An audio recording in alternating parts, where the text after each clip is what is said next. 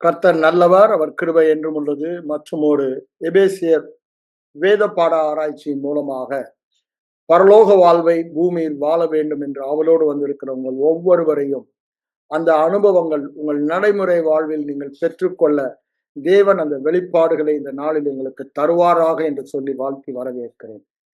எபேசு நிருபத்தின் மைய கருத்தாகிய முதலாம் அதிகாரம் 3ஆம் வசனத்தை குறித்து நாம் நெடு நாட்களாக பார்த்து கொண்டிருக்கிறோம். அங்க எபேசு நிருபம் 1ஆம் அதிகாரத்திலே அவர் ஆரம்பத்திலே அந்த முகவுரை கொடுத்ததும் முதலாவதாக பிரதானமாக இந்த முழு நிருபத்தின் ஒட்டுமொத்த செய்தியை ஒரே வார்த்தையில் அவர் கூறுவதை நாம் பார்க்கிறோம். கிறிஸ்துவுக்குள் உன்னதங்களிலே சகலவித ஆசீர்வாதங்களினாலும் ஆவி மண்டலத்தில் நம்மை ஆசீர்வதித்து இருக்கிறார் என்று சொல்லுகிறதை பார்க்கிறோம். அதாவது ஏற்கனவே நாம் கிறிஸ்துவுக்குள்ளாக வைக்கப்பட்ட மறுபடியும் பிறந்த நாளிலே அவர் நம்ம என்ன பண்ணிட்டாரா? ஆசீர்வதித்து இருக்கிறார் என்று சொல்லுகிறார். இனி ஆசீர்வதிக்க போவதில்லை. இது ஆழமாக இருதயத்தில் போட வேண்டும். ஏன்? அந்த விசுவாசம் இருந்தால் உன் விசுவாசத்தின்படி நீ வாழ்வாய் என்று ஆண்டவர் சொல்லுகிறாய். ஒரு மனிதன் தன்னை பற்றி எவ்வாறு நினைக்கிறானோ அவ்வாறுதான் அவன் வாழ்வான் என்று வேத வசனம் சொல்லுகிறது. உன் மனதிலே நீங்கள் செல்ல முடியாத எல்லைக்கு வாழ்க்கையிலே செல்ல முடியாது. இருதயத்திலே விசுவாசிக்க முடியாத எல்லைக்கு வாழ்க்கையிலே செல்ல முடியாது. ஆகவேதான் வேத வசனம் அதை மிகவும் ஆழமாக வலியுறுத்துகிறது. ஆகவே நாம் இருதயத்திலே இருக்க வேண்டிய வெளிப்பாடு என்ன? கிறிஸ்துவுக்குள் நான் ஆசீர்வதிக்கப்பட்டவன். இந்த ஆசீர்வாதம் என்றால் என்பதை குறித்து தான் கிட்டத்தட்ட 2-3 மாதங்களாக பழைய ஏற்பாட்டில் இருந்து பல பகுதிகளிலே நாம் பார்த்தோம். ஏனென்றால் வேதம் தெளிவாய் சொல்கிறது, ஆசீர்வாதம் என்றாலே ஆபிரகாமை குறிக்கிறது. ஆபிரகாமின் ஆசீர்வாதம் கிறிஸ்துவின் மூலமாக நமக்கு வந்தது என்று கலாத்தியர் 3ஆம் அதிகாரத்திலே பவுலடிகளார் சொல்லுவதை பார்க்கிறோம். ஆசீர்வாதம் ஆபிரகாமின் ஆசீர்வாதம் என்று வேதத்தில் சொல்லப்படுவதை பார்க்கலாம். அந்த ஆசீர்வாதத்திற்கு காரணம் அவன் தேவனை விசுவாசித்தான், அது அவனுக்கு நீதியாக எண்ணப்பட்டது, அவன் ஆசீர்வதிக்கப்பட்டான் என்று வேதம் சொல்லுகிறது. அவன் ஒருவனாய் இருக்கையில் தேவன் அவனை அழைத்து ஆசீர்வதித்து பெருக பண்ணினார் என்று ஏசாயா 51:2ஆம் வசனத்தில் நாம் வாசிக்கிறோம். அப்ப பாருங்க, தேவனுடைய திட்டத்தை ஆபிரகாம் தன்னுடைய வாழ்க்கையிலே காண்பிக்கிறான். தேவன் ஆதிகாலம் முதல் தமது திட்டம், அந்த ரட்சிப்பின் திட்டத்தை திட்டம் பண்ணினார். அந்த ரட்சிப்பின் திட்டத்தில் ஆபிரகாமை தெரிந்தெடுத்து ஆசீர்வாதமாய் வாழ்வது அவருடைய திட்டம். தேவனது ரட்சிப்பின் திட்டத்தில் ஆசீர்வாதத்தில் வாழ்வது என்பதை அவன் மூலமாக உலகுக்கு பறைசாற்றுகிறார். அவன் எல்லா பகுதியிலும் எல்லாவற்றிலும் ஆசீர்வாதம் உள்ளவனாய் இருப்பதற்கு காரணம் விசுவாசத்தினால் வந்த நீதி என்று வேத வசனம் சொல்லுகிறது. இந்த ஆசீர்வாதத்தை குறித்து எபேசியருக்கு எழுதும் பொழுது பவுலடிகளார்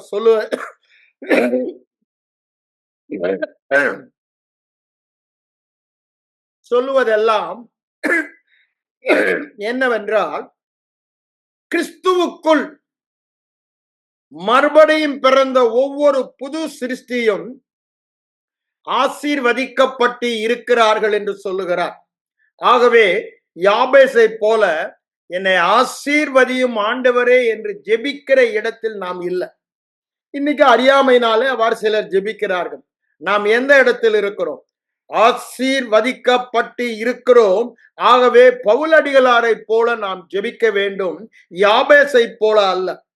பவுலடிகளார் என்ன ஜெபிக்கிறார்? அந்த 17-18 வசனங்களில் ஞானத்தையும் தெளிவா இங்கிலீஷ்ல சொல்லும்போது வெளிப்பாட்டையும் அளிக்கிற ஆவியை எனக்கு தர வேண்டும், பிரகாசமுள்ள மனக்கண்களை தர வேண்டும். எதற்கு? நமக்கு கொடுக்கப்பட்டவைகளை அறிந்து அதிலே வாழ்வதற்காக. அந்த அண்டர்ஸ்டாண்டிங் இல்லாதபடியினாலதான் தேவ ஜனம் அந்த பரிபூர்ண ஆசீர்வாதத்தில் இன்று வாழவில்லை. இன்று பரிபூர்ண ஆசீர்வாதத்தில் தேவ ஜனம் வாழாததினால் தேவன் அதை நமக்கு கொடுக்கவில்லை என்ற கருத்து அல்ல. அவர் கொடுத்து இருக்கிறார்.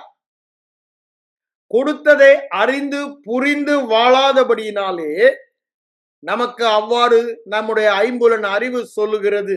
ஆனால் ஒரு ஆசீர்வாதம் அல்ல, சகலவித ஆசீர்வாதங்களினாலும், ஆசீர்வாதம் என்று சொல்லும் பொழுது சிங்கிள் வேர்ட் நான் ஏற்கனவே சொல்லியிருக்கேன், சகலவித ஆசீர்வாதங்களும் அடங்கிய எம்பவர்மெண்ட், அது ஆல்மோஸ்ட் தேவனை தேவனாக்குகிற எம்பவர்மெண்ட் என்று சொல்லலாம். அந்த இடத்திலே கர்த்தருடைய ஆசீர்வாதத்தை நமக்கு தந்திருக்கிறார் என்று வேதம் சொல்லுகிறது. இந்த ஆசீர்வாதத்தில் வாழ்வது, நான் போன வாரம் கடைசியா முடிக்கும் போது உங்களுக்கு சொன்னது என்னவென்றால், அது உங்க தலையெழுத்து, என் தலையெழுத்து என. ஏன்? இது நமக்கு நியமிக்கப்பட்டது. நாம் ஆசீர்வாதத்தில் தான் வாழ வேண்டும் என்பது தேவனுடைய நியமனம், அது தேவனுடைய திட்டம், அது தேவனுடைய பரிபூரண சித்தம், அது தேவனுடைய நன்மையான சித்தம். அந்த பரிபூரண நன்மையான சித்தத்தில் வாழ்வதற்கு தேவையெல்லாம் இந்த வேத வார்த்தை சொல்லுகிற சத்தியத்தால் நம்முடைய எண்ணங்கள் மாற்றப்பட வேண்டும். அதற்குத்தான் இந்த வேத பாட ஆராய்ச்சி, அதற்குத்தான் நீங்க எல்லோரும் இங்க வந்திருக்கீங்க. சிறிய கூட்டமா இருந்தாலும் ஆண்டவர் என்ன சொல்றாரு? அந்த வார்த்தையை கேட்கிற எவனோ அவன் மனம் மாற்றப்படுகிறபடியால் அந்த மனதின் எண்ணத்தின்படி வாழுவான். நீங்கள் யாரா இருந்தாலும் சரி, இன்று இந்த வார்த்தையை கேட்கும் பொழுது என்ன வார்த்தை? நீங்கள் ஆசீர்வாதத்தில் வாழ வேண்டும் என்பது உங்களுடைய தலையெழுத்து என்று நான் சொல்லுகிறேன். நான் சொல்லவில்லை, பரிசுத்த ஆவியானவர் வேத வார்த்தைகளின் மூலமாய் சொல்லுகிறார். It's your destiny to live in the blessings of God. தேவனுடைய ஆசீர்வாதத்தில் வாழ்வது நம்மை குறித்து தேவனது திட்டம், தேவனது நியமனமாயிருக்கிறது. அங்கு ரோமர் 8ஆம் அதிகாரம் 28ஆம் வசனத்தில் பவுலடிகளார் சொல்லும் பொழுது, ரோமருக்கு எழுதும்போது என்ன சொல்றாரு? அன்றியும் அவருடைய தீர்மானத்தின்படி அழைக்கப்பட்டவர்களாய் அன்பு கூறுவர்களுக்கு சகலமும் நன்மைக்கு ஏதுவாக நடக்கிறது. அப்படின்னா என்னங்க? சகலமும் நன்மை என்றால் ஆசீர்வாதமாக நடக்கிறது, வெற்றியாக நடக்கிறது, சுகமாக இருக்கிறது, அப்படித்தானே? ஷலோமாக இருக்கிறது, ஒன்றுமே குறைவுபடாததாக. அதைதான் நாங்க செய்ய. யாருக்கு? அவருடைய தீர்மானத்தின்படி. இது தேவனுடைய தீர்மானம். நம்முடைய வாழ்க்கையிலே சகலமும் நன்மை, சகலமும் ஆசீர்வாதம். இது நீங்களும் நானும் விரும்பி ஆண்டவரிடத்தில் கேட்டு பெற்றுக் கொள்வதல்ல, அவருடைய தயவுள்ள சித்தம் என்று வேதம் சொல்லுகிறது. அவருடைய தயவுள்ள சித்தம், அவருடைய தீர்மானம். அன்றியும் அவருடைய தீர்மானத்தின்படி. அவருடைய தீர்மானம் என்ன? ரட்சிப்பு என்ற ஒரு தீர்மானம் உலக தோற்றத்திற்கு முன்பே அவர் தீர்மானித்தார் என்று கடந்த வாரத்தில் நாம் பார்த்தோம். இந்த ரட்சிப்பின் திட்டத்தில் கிறிஸ்துவுக்குள்ளாக வைத்து நம்மை அந்த மகிமையின் சாயலிலே வெளிப்படுத்துவது, இந்த மகிமையின் சாயலில் வெளிப்படுத்துவது இந்த ரட்சிப்பின் திட்டத்தில் ஏற்கனவே உலக தோற்றத்திற்கு முன்பே. அததான் நம்ம போன வாரம் பார்த்தோம். உலக தோற்றத்திற்கு முன்பே இந்த ரட்சிப்பின் தேவனது திட்டத்தில் நீங்களும் நானும் தெரிந்து கொள்ளப்பட்டவர்கள். எதற்கு? இந்த ஆசீர்வாதமான வாழ்க்கை வாழ்வதற்கு, இந்த மகிமையின் சாயலை வெளிப்படுத்துவதற்கு. இது தேவனுடைய திட்டம், இது தேவனுடைய நியமனம், தயவுள்ள சித்தம், தயவுள்ள சித்தம். அதுல எந்த பகுதியிலும் நம்முடைய கிரியைக்கு இடமே இல்லை என்று வேதம் தெளிவாய் சொல்லுவதை போன வாரம் நான் உங்களுக்கு காண்பித்தேன். மனிதனுடைய கிரியையே இல்லாமல், திரும்பவும் சொல்றேன், மனிதனுடைய நியாய பிரமாணத்தை கை கொள்ளுதலே இல்லாமல், அவனுடைய நற்கிரியை எதுவுமே இல்லாமல், தேவனை விசுவாசித்த ஒரே காரணத்தினால் ஆபிரகாமை நீதிமானாக்கி ஆசீர்வதித்தது போல விசுவாச மார்க்கத்தாரை இந்த நீதியாகிய விசுவாசத்தினால் ஆசீர்வதிக்கிறார் என்று அங்க ரோமர் 4ஆம் அதிகாரத்தில் 13ஆம் வசனத்துல வாசிக்கிறோம். அதை தொடர்ந்து 16ல சொல்லும் பொழுது, இது கிருபையாய் இருக்கிறபடியால் அதை நாம் பெறுவது, விசுவாசத்தினால் பெறுவது நிச்சயம் என்று சொல்லுகிறார். மறுபடியும் பிறந்த ஒவ்வொருவரும் இந்த தேவனுடைய பரிபூரண ஆசீர்வாதம், நான் கிட்டத்தட்ட ஒரு 30 லிஸ்ட் பண்ணி காமிச்சேன் உங்களுக்கு உபாகமத்தில் இருந்த, அவை ஒவ்வொன்றிலும் நாம் வாழ்வது. ஆண்டவர் என்ன சொல்றாரு? இப்பொழுது சொல்லப்பட்ட ஆசீர்வாதங்கள் உன்மேல் வந்து பலிக்கும், உன்னை மேற்கொள்ளும் என்று சொல்லுகிறார். You cannot escape it. It will overpower you. உன்னை அப்படியே பிடித்து அமுக்கி உன்னை ஆசீர்வாதத்தால் வெளிப்படுத்தும் என்று சொல்லுகிறார். ஏங்க, நீங்களும் நானும் ரொம்ப நல்லா நடந்தோம், ரொம்ப கீழ்ப்படிஞ்சோம், ரொம்ப ஜெபித்தோம், ரொம்ப காணிக்க கொடுத்தோம், அது மாதிரி எதுவுமே சொல்லலைங்க. அது என்ன சொல்றாரு? அவருடைய தெரிந்து கொள்ளுதலினால். அததான் 3ஆம் வசனத்தில் அவர் என்ன சொல்லிவிட்டு அதை தொடர்ந்து அதை இணைப்பு வசனமாக சொல்வதை பார்க்கிறோம். தமக்கு முன்பாக நாம் அன்பிலே பரிசுத்தம் உள்ளவர்களும் குற்றம் இல்லாதவர்களுமாய் இருப்பதற்கு, அப்படின்னு என்ன, நீதிமானாய் இருப்பதற்கு, உலக தோற்றத்திற்கு முன்பே கிறிஸ்துவுக்குள் நம்மை தெரிந்து கொண்டபடியே, அது கண்டினியூஸா போகுது. ஆகவே அப்படி ஒரு கமா போடுறாரு. எப்படி நம்மை தெரிந்து கொண்டாரா? நீதிமானாக, குற்றமற்றவர்களாக, பரிசுத்தவான்களாக இருக்கும்படி அவருடைய அன்பு நம்மை தெரிந்து கொண்டது. போன வாரமே நான் சொன்னேன், நாம் விசுவாசிப்போம் என்று அவர் முன் அறிந்தபடியால் நம்மை தெரிந்து கொள்ளவில்லை. அப்படி நாங்க என்ன ஆயிடுது? நம்முடைய கிரியைக்கு இடம் இருக்கிறது. நம்ம கிரியைக்கு இடமே இல்லைன்னு தான் வேதம் தெளிவாய் திரும்ப திரும்ப வேதம் முழுவதுமாய் சொல்லுகிற சத்தியம். அப்போ அங்க முன்னறிந்தார் என்பது எதை குறிக்கிறது என்று போன வாரம் உங்களுக்கு நான் சொன்னேன். அவருடைய முன் தீர்மானம், foreordained. What God foreordained, God foreknew it. அவர் முன்னதாக என்ன தீர்மானித்தார் அதை அவர் முன்னறிந்தவர். அவர் தீர்மானித்தது உங்களையும் என்னையும் கிறிஸ்துவுக்குள் வைத்து அந்த ரட்சிப்பின் திட்டத்தை, மகிமையின் சாயலை வெளிப்படுத்தும் திட்டத்தை அவர் அதில் நிறைவேற்றினார். அதுதான் வேதம் சொல்லும் சத்தியமாய் இருக்கிறது. ஆகவேதான் கிறிஸ்துவுக்குள் கிறிஸ்துவுக்குள் கிறிஸ்துவுக்குள் என்ற வார்த்தை திரும்ப திரும்ப இந்த நிருபங்களில் அதிகமாக வருவதை பார்க்கலாம். மற்றபடி அதை நான் சொல்ல வேண்டுமானால் கிருபைக்குள் என்று சொல்லலாம். கிறிஸ்துதான் கிருபை, கிருபைதான் கிறிஸ்து. அப்போ அங்கே நமக்கு இடமே இல்லை என்பதை தெளிவுபடுத்தி காண்பிக்கிறார். ஏன் இதை நான் திரும்ப திரும்ப உங்களுக்கு சொல்லுகிறேன்? மனிதனுடைய மனிதன் மறுபடியும் பிறந்த சபையின் விசுவாசி புது சிருஷ்டியின் மனநிலை எல்லாம் தவறான உபதேசங்களை தொடர்ந்து கேட்டுக்கொண்டிருந்தபடியால் ஏதோ சில காரியங்களை நான் செய்யும் பொழுதுதான் அதற்கு நான் தகுதி பெறுகிறேன் என்று நினைக்கிறாங்க. இல்லவே இல்லை. அது சாத்தானின் நயவஞ்சகத்தின் பொய். உங்கள் தகுதியின் சார்பில் தேவன் ஆசீர்வதிப்பதில்லை. அது அவருடைய திட்டமாய் இருக்கிறபடியால், அது அவருடைய தீர்மானமாய் இருக்கிறபடியால், அது அவருடைய தயவுள்ள சித்தமாய் இருக்கிறபடியால் நம்மை இந்த ஆசீர்வாதத்தில் வாழ முன்குறித்தார் என்று வேத வசனம் சொல்லுகிறது. எப்பொழுது? உலக தோற்றத்திற்கு முன்பே. உலக தோற்றத்திற்கு முன்பே அவர் நம்மை முன் தெரிந்தார் என்றால், தெரிந்து கொண்டார் என்றால், அங்கு நமது கிரியை ஏதாவது இருக்கிறதா?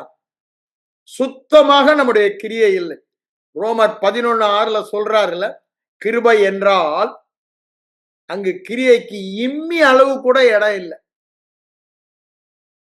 அங்க இம்மி அளவு கிரியை இருந்தாலும் அது கிருபை அல்லவே.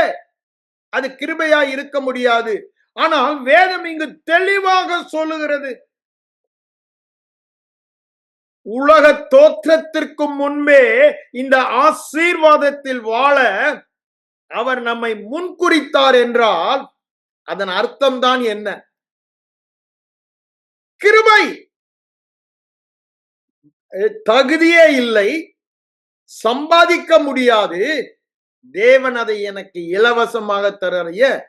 நம்முடைய நிலைமையை பாருங்கள்.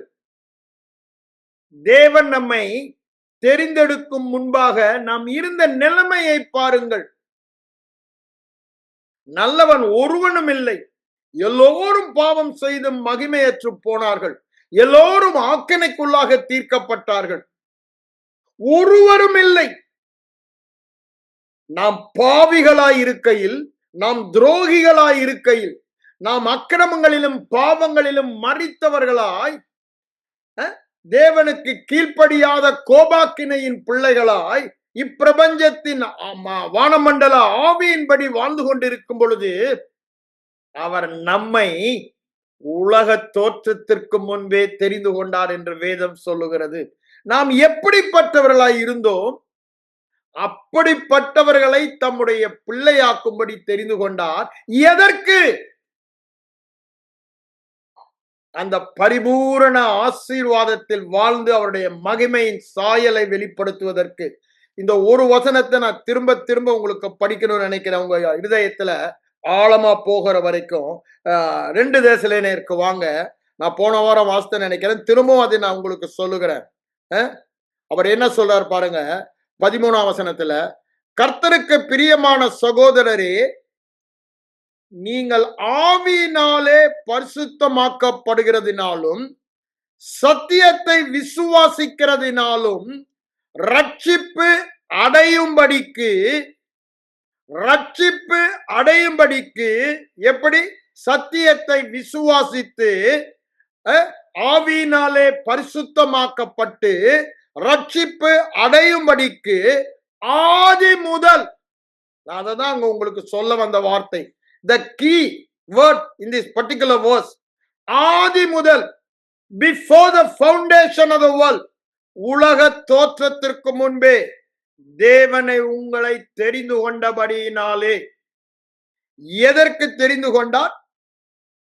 அவருடைய சுவிசேஷத்தை விசுவாசித்து பரிசுத்த ஆவியினால் பரிசுத்தமாக்கப்பட்டு ரட்சிப்பு அடைவதற்காக ஆதி முதல் தேவன் நம்மை தெரிந்து கொண்டார். இருதயத்துல ஆழமா போட வேண்டிய வார்த்தைங்க.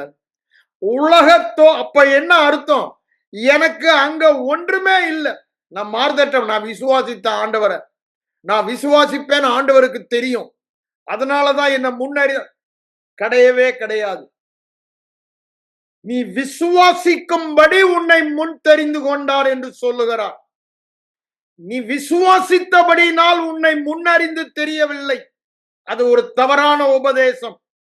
ஒருவேளை நான் விசுவாசிக்கிறதை அவர் முன்னறிந்து என்னை தெரிந்து கொண்டார் என்றால் அங்கு கிரியைக்கு இடம் இருக்கிறது. அங்க ஒரு இம்மி கூட கிரியைக்கு இடம் இல்லாதபடி எல்லா புகழும் மகிழ்ச்சி மகிமையும் கீர்த்தியும் அவருக்கு உண்டாக வேண்டுமானால் நான் விசுவாசிக்கும்படி, சுவிசேஷத்தை விசுவாசித்து பரிசுத்த ஆவியினால் முத்திரை போட்டு அவருக்கு என்று பிரித்தெடுக்கப்படும்படி ஆதிகால முதல். அதுதாங்க ரொம்ப முக்கிய வார்த்தை. கிருபையை புரிந்து கொள்ள வேண்டுமானால் இந்த ஒரு வார்த்தையை ஆதிகால முதல் என்று சொல்லும் பொழுது என்னுடைய விசுவாசத்திற்கு அங்க இடம் இருக்கா? ஆனா இவங்க உடனே அதை திருப்புறாங்க. தவறான உபதேசம். நான் விசுவாசிப்பேன் என்று அவர் முன்னறிந்தார். இல்லங்க, அவர் எதை முன்னறிந்தார்? அவருடைய தீர்மானத்தை முன்னறிந்தார். நான் போன வாரமே காமித்தேன். அப்போஸ்தலர் 2ஆம் அதிகாரத்துல சொன்னதை எடுத்து 4ஆம் அதிகாரத்தில் அதை எவ்வாறு தெளிவுபடுத்தி பேதுரு சொல்லுகிறார் என்பதை காண்பித்தார். 4ஆம் அதிகாரத்தில் அது சொல்றாரு. அந்த முன்னறிவு என்று 2ஆம் அதிகாரத்தில் சொல்லப்பட்டது தேவ தீர்மானத்தை குறித்த முன்னறிவை குறிக்கிறது என்பதை காண்பித்தார். வேதத்தை வேதத்தின்படிதான் நாம் வியாக்கியானம் பண்ண வேண்டும். வேத வசனத்தில் இருந்தால் அங்க 4ஆம் அதிகாரம் அதை தெளிவாய் சொல்லுகிறார்.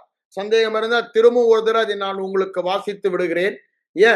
This is a controversial subject throughout the centuries in the history of the church. சபையின் சரித்திரத்துல ஆதி காலம் முதல் இது ஒரு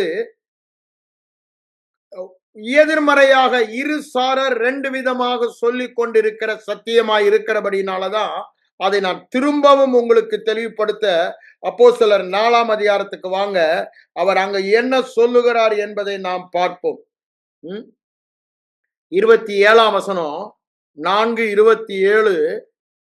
அந்தபடி எப்படி அங்க சிலுவையில் அறைந்த காரணத்தை ஏகமாய் கூட்டம் கூடினால் விரோதமாக தாவீதின் வாக்கினால் சொன்னதை அதை இங்க என்ன சொல்றார் பாருங்க. அந்த வாக்கின்படி உம்முடைய கரமும் உம்முடைய ஆலோசனையும், உம்முடைய கரம் உம்முடைய ஆலோசனை, இது தேவ ஆலோசனை. அங்க இயேசுவானவர் சிலுவையிலே பரிகாரமாக செலுத்தப்பட்டது, மரித்து உயிரோடு எழுந்தது, தேவ கரம் செய்தது, தேவ ஆலோசனை செய்தது, அது மனிதர் செய்யவில்லை. அதை தெளிவுபடுத்ததான் அவர் என்ன சொல்றார் பாருங்க. தேவ கரமும் தேவ ஆலோசனையும் முன்குறித்தவைகளை யாவையும் செய்யும்படி இயேசுவுக்கு விரோதமாக கூட்டம் கூடினார்கள். தேவ கரம், தேவ ஆலோசனை, அதேதான் இங்கேயும். தேவனுடைய கரம் நம்மை ஆசீர்வாதத்தில் வாழ அவர் முன்பாக ஆலோசனை பண்ணினார். அதற்கு தம்முடைய குமாரனை உலக தோற்றத்திற்கு முன்பே அடிக்கப்பட்ட ஆட்டுக்குட்டியானவராக, அப்படித்தானே வெளிப்படுத்தினர் 13:8 சொல்றாரு. 1 பேதுரு 1:20 சொல்லுவதை நாம் பார்க்கலாம். உலக தோற்றத்திற்கு முன்பே அப்படின்னு தேவனுடைய முன் தீர்மானம். அந்த முன் தீர்மானத்தை முன் அறிவு என்று சில இடங்களில் சொல்வதை பார்க்கலாம். ஆனா இன்னைக்கு வருகிற அநேக இங்கிலீஷ் டிரான்ஸ்லேஷன் பாத்தீங்கன்னா அதை முன் தீர்மானம் என்று தெளிவாய் சொல்வதை பார்க்கலாம். தேவனுடைய முன் தீர்மானம், தெரிந்து கொள்ளுதலின் முன் தீர்மானம். அததான் அங்க இது இன்னும் தெளிவுபடுத்த கடைசியா உங்களுக்கு போன வாரம் நான் வாசித்த அதே வசனத்தை வாசித்து விட்டு தெசலோனிக்கே வரலாம்னு நினைக்கிறேன். ரோமர் எழுதின நிருபத்துல 9ஆம் அதிகாரம் வந்தீங்கன்னா அங்க இஸ்ரவேலர்கள் முன்னறியப்பட்டு முன் தெரிந்து கொள்ளப்பட்டவர்கள். ஆனா ஆண்டவர் அவங்களை விட்டுட்டாரேன்னு அங்க ஒரு கேள்வி கேட்கிறாங்க. ஏன் நான் இதை சொல்ல வரேன், இன்னைக்கும் பெரிய கொஸ்டின் மார்க்கு. ரட்சிப்பை இழக்க முடியுமா, இழக்க முடியாதா? எத்தனை பட்டிமன்றம் நடத்தினாலும் ஜனங்களால் அதை புரிந்து கொள்ள முடியாது. வேத வசனத்தை அண்டர்ஸ்டாண்ட், இருதயத்தில் விசுவாசிக்கும் பொழுதுதான் வேதம் தெளிவாய் சொல்லுகிற சத்தியம். விசேஷமாக ரோமர் நிருபத்திலே நம்முடைய ரட்சிப்பை இழக்கவே முடியாது. நம்முடைய ரட்சிப்பு நித்தியமானது, அது பரிபூர்ணமானது, அது தேவனாலே அச்சாரமாக கேரண்டி பண்ணப்பட்டது. மறுபடியும் பிறந்தவர்கள் திரும்பவுமாக பழைய எல்லைக்கு செல்லவே முடியாது என்பதை வேதத்தில் தெளிவாக இந்த ரோமர் நிருபத்தில் கூறுகிறார்.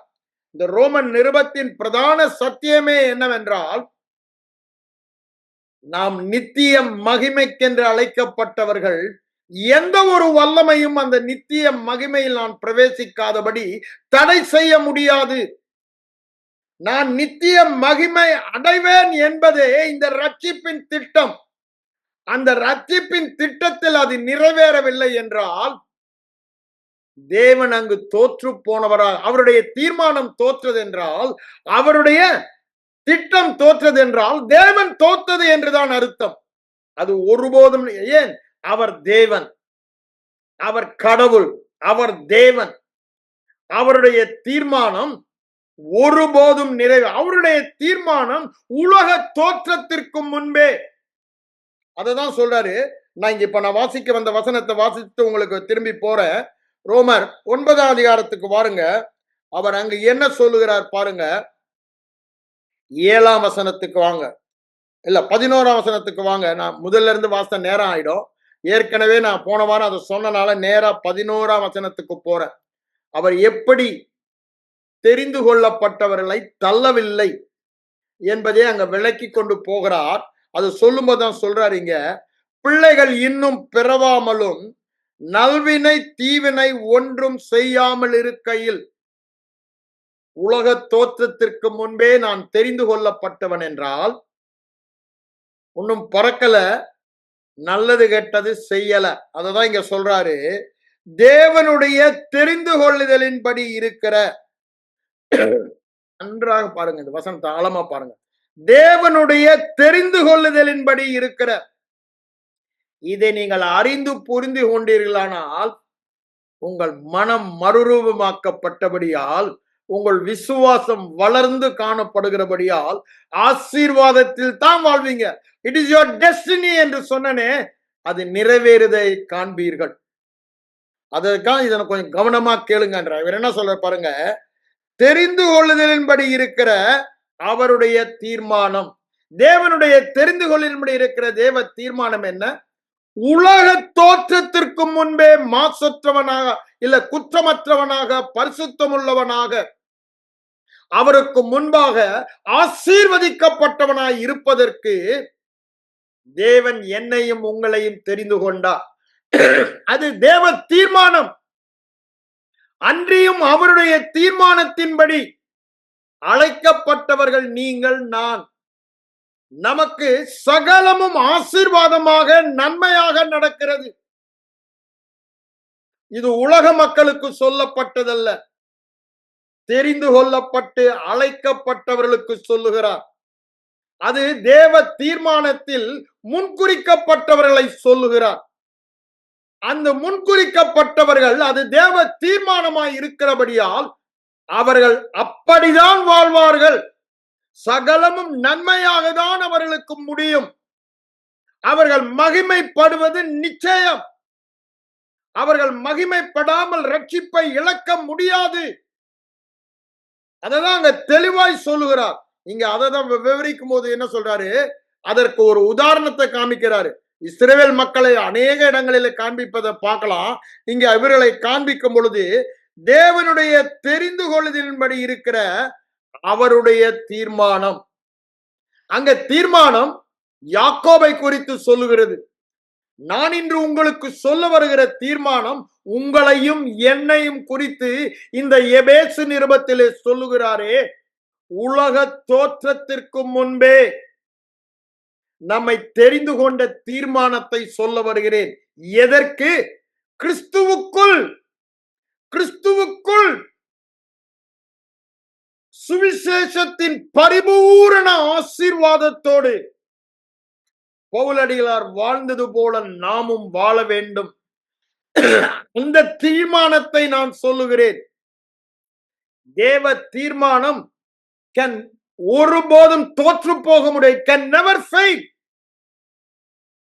அது ஒருவேளை ஃபெயில் ஆயிடுச்சுன்னா, தோத்து போனா அவர் தேவனா இருக்க முடியாது. தேவன் தம்முடைய வார்த்தையை சகல பிரஸ்தாபத்தை பார்க்கிலும் மகிமைப்படுத்தி இருக்கிறார்.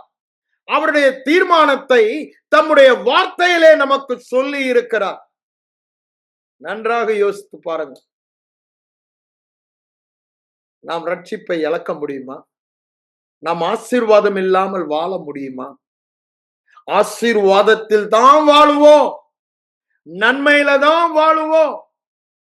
No other alternative. அப்படிதானே? அது தேவன் நம்மை முன்குறித்து தெரிந்து தீர்மானித்தது. இது தேவ தீர்மானமாய் இருக்கிறபடியால் அததான் இங்க வாசிக்கிறோம். என்ன சொல்றாரு பாருங்க. அவர் என்ன பண்ணாரு? அவருடைய தீர்மானம் உங்களது, அங்க அங்க யாக்கோபுடைய கிரியை பற்றி சொல்லிக் கொண்டிருக்கிறார். நான் இப்ப சொல்லுகிற காரியம் உங்களது கிரியைகளினால் அல்ல, நீங்கள் ஆசீர்வாதத்தில் வாழ்வது, திரும்ப சொல்ற, கிறிஸ்துவின் பரிபூர்ண சுவிசேஷத்தின் ஆசீர்வாதத்தில் வாழ்வது, ஆபிரகாமின் ஆசீர்வாதத்தில் வாழ்வது, ஒரு நன்மையும் குறைவுபடாது, சகலமும் என் வாழ்க்கையில் நன்மை என்ற நன்மை நன்மை நன்மை, ஜீவனுள்ள நாளெல்லாம் நன்மை என்னை மேற்கொள்ளும், ஆசீர்வாதம் என்னை மேற்கொள்ளும், போகையிலும் ஆசீர்வாதம், வருகையிலும் ஆசீர்வாதம், நான் கையிட்டு செய்கிற வேலையெல்லாம் ஆசீர்வாதம், எல்லாம் வாய்க்கும், ஒரு பகுதியிலும் ஒரு குறைவும் இருக்காது, ஏராளம் தாராளம் இருக்கும், ஒரு சத்ருவும் எனக்கு எதிர்த்து நிற்க மாட்டான், என்னை குறித்த பயம் அவனை பிடிக்கும். நான் ஏற்கனவே வேலை சொல்லிவிட்டேன். அந்த இடத்தில் நாம் வாழ்வதற்கு இது தேவ தீர்மானம். அததான் இங்க சொல்றாரு, அது தேவனுடைய தீர்மானம், என்னுடைய கிரியை, உங்களுடைய கிரியை. அப்படின்னா என்னங்க? மனித கிரியையே இல்லாமல், திரும்பவும் சொல்றேன், மனிதனுடைய கிரியையே இல்லாமல் தேவனது தீர்மானமாய் இருக்கிறபடியால், அப்ப என்னங்க அர்த்தம்? அதுதான் கிருபை. கிருபை, கிருபையை புரிந்து கொள்ள முடியாதுங்க. ஏங்க, அது எவ்வளவுதான், இட்ஸ் an amazing grace. தேவனது கிருபையை புரிந்து கொள்ள தகுதியே இல்லை. உங்கள் தெரிந்து கொள்ளுதலை பாருங்கள். ரொம்ப அழகா சொல்றாரு 1 கொரிந்தியர்ல 26 இருந்து அப்படியே வஸ்தா அப்படியே 28 29 வரைக்கும் வாசிங்க. அங்க அவர் சொல்வதை பார்க்கலாம். ஒருத்தனா மேன்மை பேராட்டதபடிக்கு, எல்லா மகிமையும் அவருக்கு செலுத்தப்படும்படிக்கு பைத்தியங்களை தெரிந்து கொண்டார், ஒன்றுமில்லாதவர்களை தெரிந்து கொண்டார் என்று சொல்லுகிறார், பலவீனம் உள்ளவர்களை தெரிந்து கொண்டார். ஐயா, நம்மால அந்த ஆசீர்வாதத்துல வாழ்றதுக்கு பலமே இல்லை, அந்த மகிமையின் சாயலில் வாழ்வதற்கு பலமே இல்லை. அதை சொல்லும் பொழுதுதான் ரோமர் 5ஆம் அதிகாரத்துல என்ன சொல்றாரு பாருங்க. நாம் பலமுள்ளவர்களா, 6ஆம் வசனம் நினைக்கிறேன், நாம் பலமுள்ளவர்களா இருக்கையில், எப்போ எப்போ நம்மை தெரிந்து கொண்டு நமக்காக மரித்தார்? பலம் முடியல, நியாயப்பிரமாணத்தை என்னால கைப்பிடிக்க முடியல, ஆகவே நான் ஆசீர்வாதத்துக்குள்ள போக முடியல, ஆசீர்வாதத்தில் வாழ பலன் இல்லாதவர்களாய் இருக்கையில், நியாயப்பிரமாணத்தை கை கொள்ள பலன் இல்லாதவர்களாய் இருக்கையில் கிருபை எனக்கு அதை செய்தது என்று சொல்லுகிறார். அவர் சாபமாகி என்னை ஆசீர்வாதமாக்கினார். அதுதாங்க கிருபை. இயேசு கிறிஸ்துவின் கிருபையை அறிந்திருக்கிறீர்களே. அவர் ஆசீர்வாதத்தின் ஊற்றாய் இருந்தும் என்னையும் உங்களையும் ஆசீர்வாதம் ஆக்கும்படி, அந்த ஆசீர்வாதத்தின் ஊற்றாக்கும்படி சாபமானார். அதுதான் கிருபை. நம்ம ஐயா, ஆசீர்வாதத்தில் வாழ்வதற்கு நம்மில் பலனே இல்லை, திறமையே இல்லை, ஒன்று கூட இல்லை. ஒன்றுமில்லாதவர்களை எல்லாம் உடையவர்களாக்கின கிருபை என்று அவங்க சொல்வதை பார்க்கிறோம். அவரே அங்க முடியும் பொழுது எல்லாம் அவரே. யார் என் ஆசீர்வாதம்? அவரே என் ஆசீர்வாதம். இலவசமாக, இலவசமாக, என் தகுதியே இல்லாம, முகாந்தரம் காரணமே இல்லாமல் தேவன் எனக்கு தயவு பாராட்டினாரே. அவருடைய தயவுள்ள சித்தம், அவருடைய தயவுள்ள தீர்மானம், அவருடைய நியமனம், அவருடைய திட்டம் என்னை அந்த ஆசீர்வாதத்தில் வாழ, உங்களை அந்த ஆசீர்வாதத்தில் வாழ தெரிந்து கொண்டார் என்று சொல்லுகிறார். இது தேவ தீர்மானம், உங்க தீர்மானம் இல்லை, ஏன் தீர்மானம் அல்ல, உங்க தெரிந்தெடுப்பல்ல, ஏன் தெரிந்தெடுப்பல்ல, தேவனுடைய தீர்மானம், தேவனுடைய தெரிந்தெடுத்தல். அததான் இங்க சொல்றாரு. இந்த தேவனுடைய தெரிந்தெடுத்தலின் அவருடைய தீர்மானம், அவருடைய தீர்மானம் கிரியையினால் அல்ல. எதனாலயா? அழைக்கிறவருடைய தீர்மானத்தினாலே நிலைத்திருக்கும்படி. அவருடைய தெரிந்து கொள்ளுதலினாலே நம்மை அழைத்தார். நம்மை முன்குறித்ததினாலே நம்மை அழைத்தார். அந்த தீர்மானத்தின்படி அது நிலை நிற்கும் என்று சொல்லுகிறார். அப்படின்னா என்னங்க? அது கிரியையினால ஒண்ணு நடக்க போறது இல்ல. உங்க கிரியையினால என் கிரியையினால நடக்க போறது இல்ல. இந்த ஆசீர்வாதத்தில், பரிபூரண ஆசீர்வாதத்தில் வாழ்வது சுத்த கிருபை. அப்படின்னா என்ன? கிரியையே இல்லாமல் பரிபூரண ஆசீர்வாதத்தில் வாழ்வதை அவர் அங்கு சொல்லுகிறார். கிரியையே இல்லாமல். ஏன்? அது தேவ தீர்மானம். தேவ தீர்மானம் நாம் பாவிகளாய் இருக்கையில், நாம் அக்கிரமக்காரராய் இருக்கையில், பலவீனராய் இருக்கையில், துன்மார்க்கராய் இருக்கையில், அவருக்கு விரோதமான பகைஞர்களாய் இருக்கையில், ரோமர் 8 எப்படி சொல்றாரு? அவருக்கு விரோதமான பகை மாம்ச சிந்தை. அப்போ நம்முடைய மாம்சம் எப்படி இருந்தது? It is an enmity to God என்று வேதம் சொல்லுகிறது. ஆனா அப்பேற்பட்டவனதான், அப்பேற்பட்டவ உங்களையும் என்னையும் தான் ஆண்டவர் என்ன பண்ணாராம்? அவருடைய கிருபையினாலே ஒரு தீர்மானத்தை பண்ணி நம்மை தெரிந்து கொண்டார் என்று சொல்லுகிறார். அந்த தெரிந்து கொள்ளுதலின்படி நாம் ஆசீர்வாதத்தில் தான் வாழுவோம் என்ற ஒரு உறுதி நமக்கு வர வேண்டும். அததான் இங்கு சொல்லுவதை பார்க்கிறோம். நான் ஏன் இதை திரும்பவும் வலியுறுத்தி சொல்லுகிறேன்? உங்கள் நடைமுறை வாழ்க்கையிலே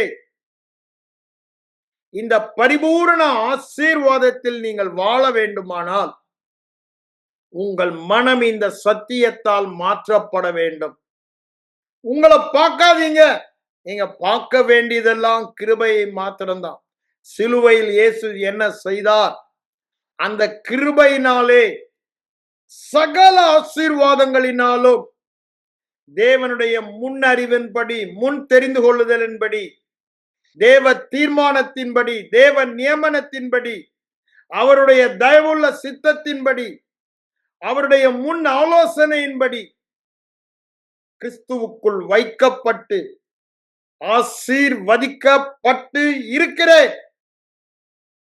already blessed with all blessings.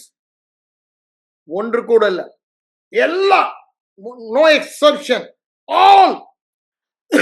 அதுல எந்த சந்தேகமும் நமக்கு இருக்கக்கூடாது. அதுதான் இங்க சொல்றாரு. இப்ப திரும்ப வாங்க, அந்த தெசலோனிக்கேயர்ல என்ன சொல்றாரு பாருங்க.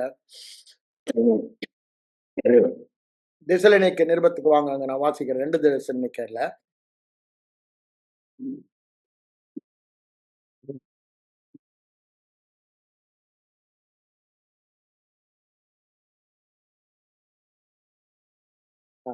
கர்த்தருக்கு 13ஆம் வசனத்துல வாசிக்கிறேன்.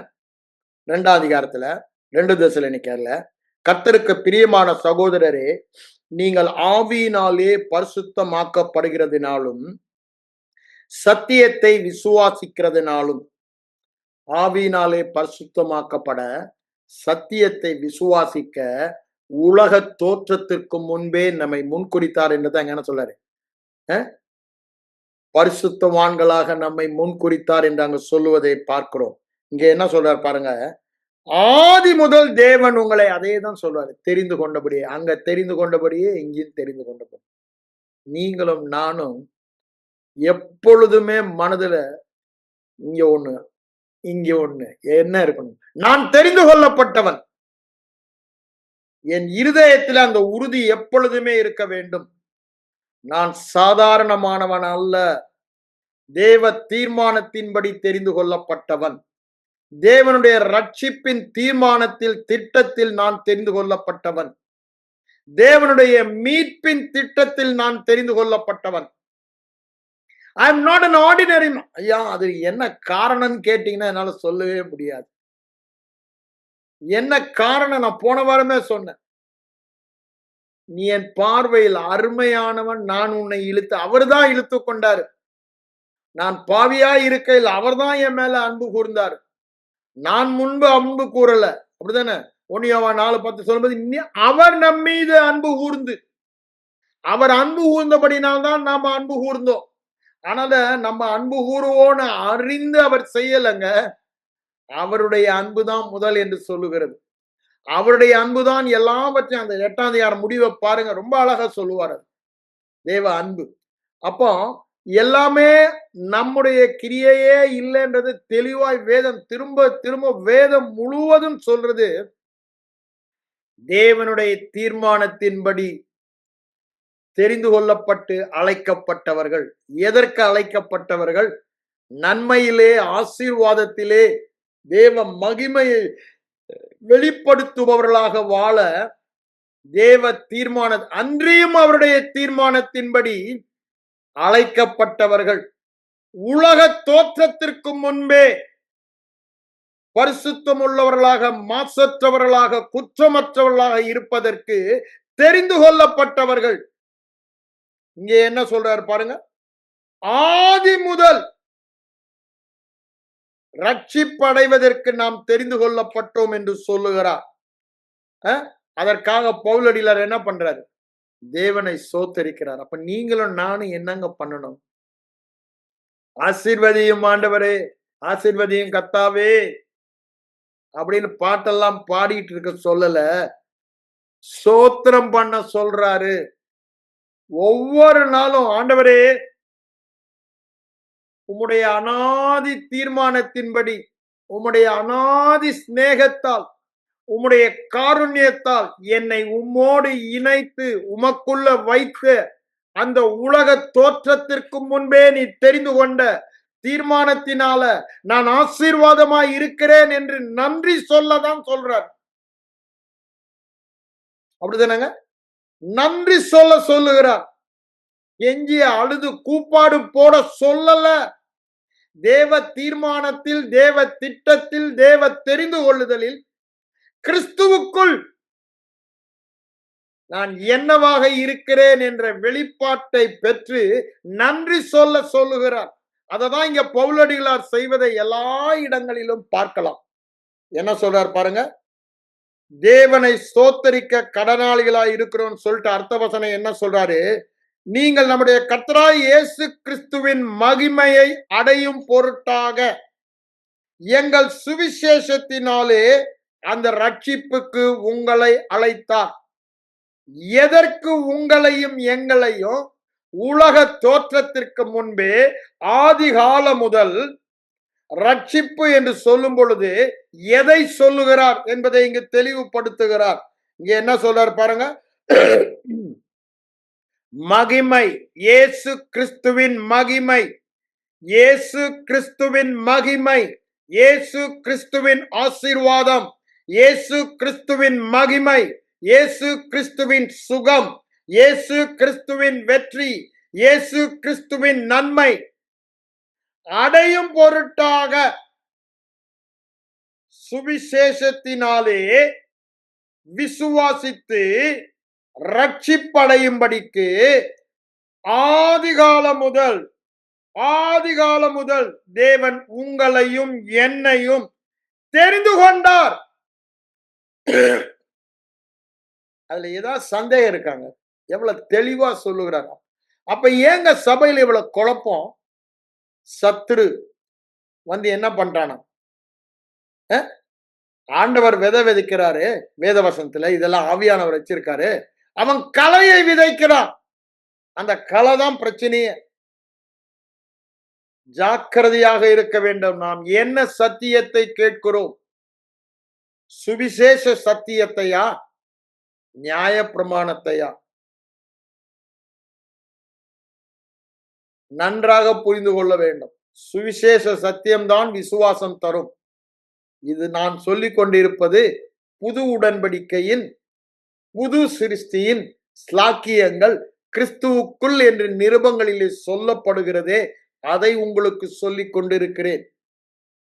அதுலதான் அவர் சொல்றாரு, அவருடைய முன் தீர்மானம் ஆதிகாலம் முதல், உலக தோற்றம் முதல் அவர் முன்னே தீர்மானித்தது. எதற்கு? ஆக்கினைக்குள்ளாக அல்ல, தேவ மகிமை அடையும் பொருட்டாக. தேவ மகிமை அடையும் பொருட்டாக. அத 1 தெசலோனிக்கேயர்ல சொல்லுவதையும் நம்ம பார்க்கலாம். 1 தெசலோனிக்கேயருக்கு வாங்க.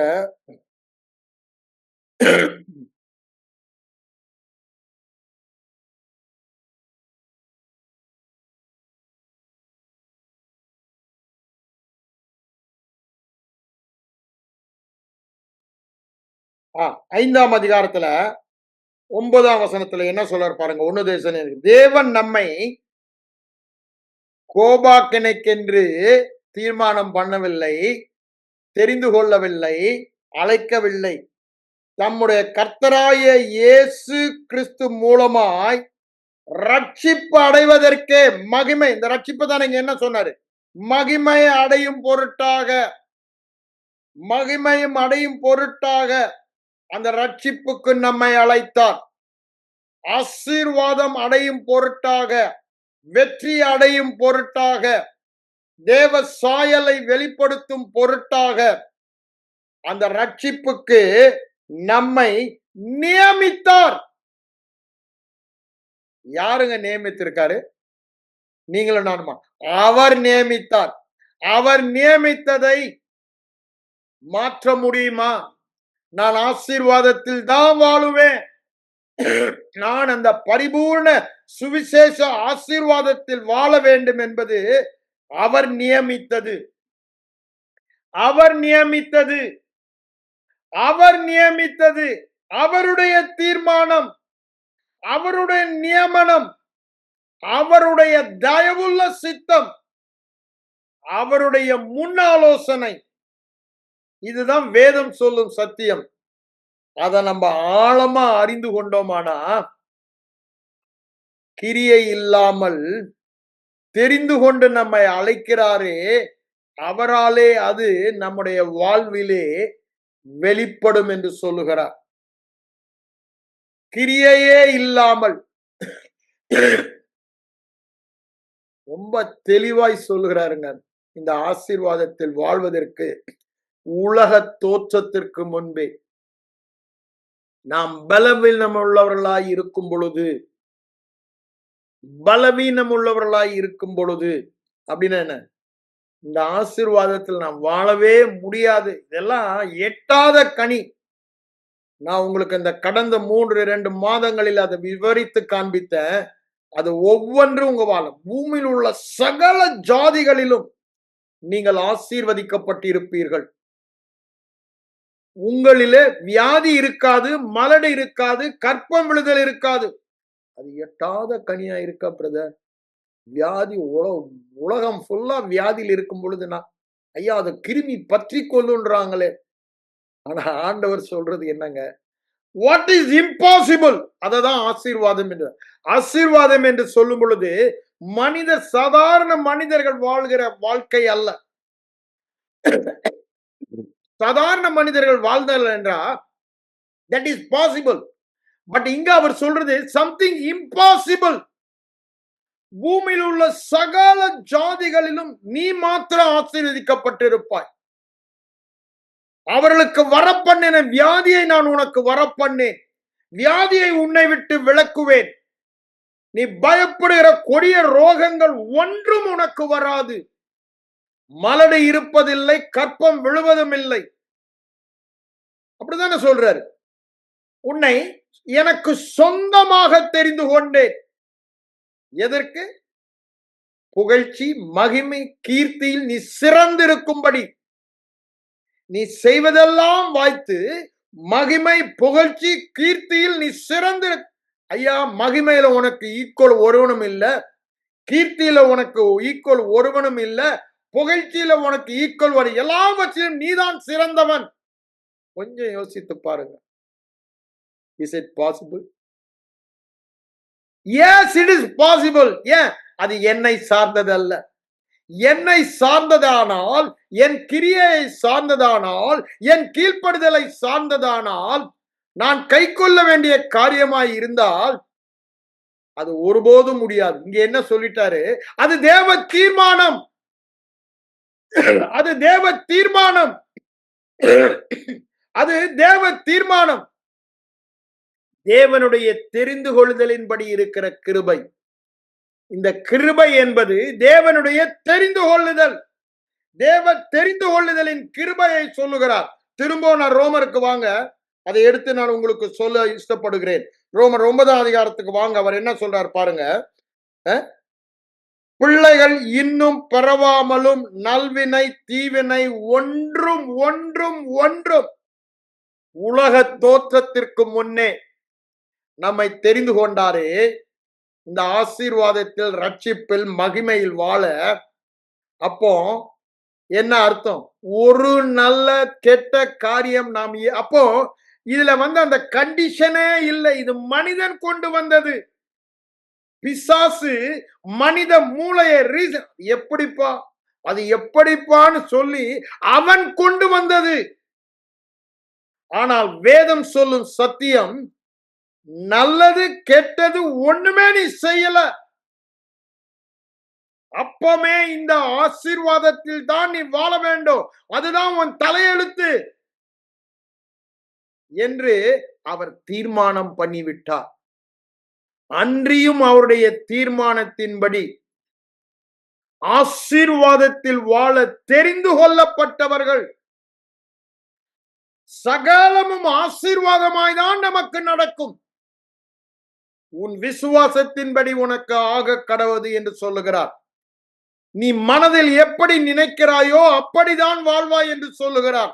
ஆகவேதான் பிசாசு தவறான உபதேசங்களை கொண்டு வந்து இந்த தேவனுடைய திட்டத்தை, தீர்மானத்தை நீங்களும் நானும் விசுவாசிக்காதபடி தவறானவைகளை கேட்டு தவறான விசுவாசத்தால் தேவனுடைய தீர்மானத்தில், அன்றியும் அவருடைய தீர்மானத்தின்படி சகலவித ஆசீர்வாதங்களினாலும் வாழ்வதற்கு உலக தோற்றத்திற்கு முன்பே, நல்லது கெட்டது நான் செய்வதற்கு முன்பே அவர் என்னை தெரிந்து கொண்டார் என்று சொல்லுகிறார். அதான் இங்க சொல்றார் பாருங்க. அவருடைய தீர்மானம், தேவனுடைய தீர்மானம் என்ன? ஆசீர்வாதத்தில் வாழ்வது. ஆசீர்வாதத்தில் வாழ்வது தேவனுடைய தீர்மானம். எல்லாம் சொல்றாங்க, ஏன் சத்தமா பேசுறீங்கன்னு. ஏன்? இது ஆழமாய் சொல்ல வேண்டிய சத்தியம். ஒரு சிறு கூட்டமாய் இருந்தாலும் இது ஆழமாக உங்க இருதயத்துக்குள்ள போக வேண்டிய சத்தியம்.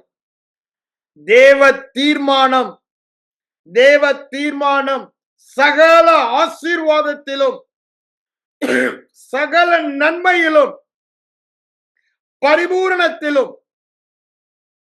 ஒரு நன்மையும் குறைவில்லாத, எல்லாவற்றிலும் எப்பொழுதும் சம்பூர்ணம் உள்ளவளாய் இருக்கிற ஆசீர்வாதம். அததான் அங்க சொல்றார் 2 கொரிந்தியர் 9:8. அது கிருபை என்று அங்கு சொல்லுவதை பார்க்கிறோம். சகலவித கிருபையை நமக்கு பெருக்கி தருகிறார். இந்த சகலவித ஆசீர்வாதத்தில் வாழ்வதற்கு சகலவித கிருபையை பெருக்கி தருகிறார். அப்படின்னா என்ன? எந்த பகுதியிலே இந்த ஆசீர்வாதம் வெளிப்படாமல் குறைவு காணப்படுகிறதோ அந்த பகுதியிலே கிருபை மேல் கிருபை நமக்கு தந்து ஆசீர்வாதத்தில் வாழ நமக்கு விசுவாசத்தை தந்து வாழவும் செய்கிறார். அந்த கிருபை நமக்கு விசுவாசத்தையும் தருகிறது. அது கிருபையா இல்லை என்றால் விசுவாசம் இருக்காது. அது கிருபையா இருக்கிறபடியே, கிருபை இல்லை என்றால் என் கிரியை, ஆப்போசிட் என் கிரியை. என் கிரியைனா எங்கேயா ஓட்ட விட்டுருவேன், தப்பு பண்ணிடுவேன், தவறி போகலாம். ஆனா இங்க அதற்கு சான்ஸே இல்லை. கிருபை எல்லாம் அவரே, எல்லாம் அவரே. அவருடைய கீழ்ப்படிதல், அவருடைய பலி, அது ஏன் அவருடைய தீர்மானமாய் இருக்கிறபடியால், அவருடைய தெரிந்து கொள்ளுதலாய் இருக்கிறபடியால், அவருடைய முன் ஆலோசனையாய் இருக்கிறபடியால் என்ன பண்ணிட்டாரு? அவரே எல்லாவற்றையும் செய்து விட்டார். அதனால்தான் சொல்றாரு, எனக்கு அங்கு பங்கே இல்லை என்று சொல்லுகிறார். தெளிவாக சொல்லுகிறார்.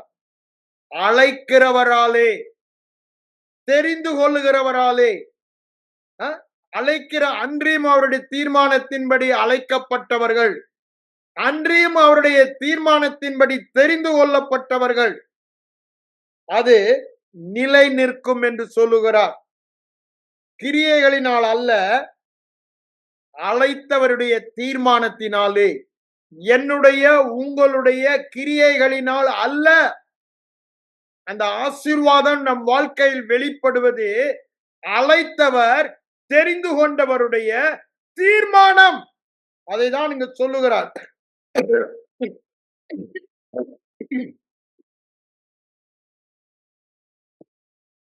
அந்த தெரிந்து கொள்ளுதலின் தீர்மானம் என்று சொல்லுகிறார். என்ன தீர்மானம்? சகல ஆசீர்வாதங்களினாலும் ஆசீர்வாதத்தில் வாழ்வது. சகல ஆசீர்வாதங்களும் பூமியில் உள்ள சகல ஜனங்களிலும் நாம் ஆசீர்வதிக்கப்பட்டிருப்போம். கீழாகாமல் மேலாக இருப்போம், தலையாக இருப்போம். ஒன்றிலும் குறைவில்லாத பரிபூர்ண நிரம்பி வழிகிற வாழ்க்கை. யோசித்து பாருங்க. எல்லா பகுதியும் நான் சொல்கிறேன், பொருளாதாரத்தை மாத்திரமல்ல, எல்லாவற்றிலும் நீ வாழ்ந்து அந்த ஆசீர்வாதத்தை சொல்றோம். என் பிரியமானவனே, நீ எல்லாவற்றிலும் வாழ்ந்து நன்றாயிருக்கும்படி, நன்றாயிருக்கும்படி, சௌக்கியமாயிருக்கும்படி, வெற்றியாயிருக்கும்படி, அற்புதமாயிருக்கும்படி, அதிசயமாயிருக்கும்படி உன் ஆத்துமாவிலே நீ தேவனுடைய தீர்மானத்தின்படி தெரிந்து கொள்ளப்பட்டவன் என்பதை மனதை மாற்றி அமை என்று சொல்லுகிறார். உன் ஆத்துமா வாழ்கிறதுன்னா என்ன?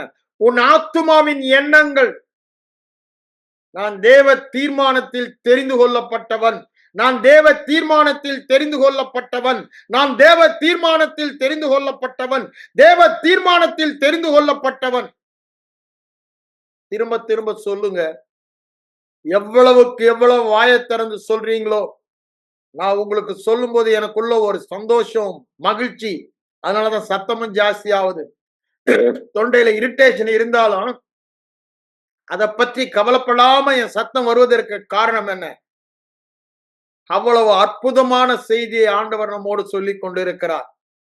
ஒருவன் விவரித்து சொன்னாலும் அதை ஏற்றுக்கொள்ள முடியாத சுவிசேஷம், காஸ்பல் என்று சொல்றோமே, அதை தான் ஆண்டவர் இப்பொழுது நமக்கு சொல்லிக் கொண்டிருக்கிறார். எவ்வளவுதான் இதை விவரித்து சொன்னாலும் உன் கிரியையே இல்லடான்னு சொன்ன பிறகு அப்புறம் அந்த ஆசீர்வாதத்துல வாழ்வதற்கு என்ன தடை இருக்கு?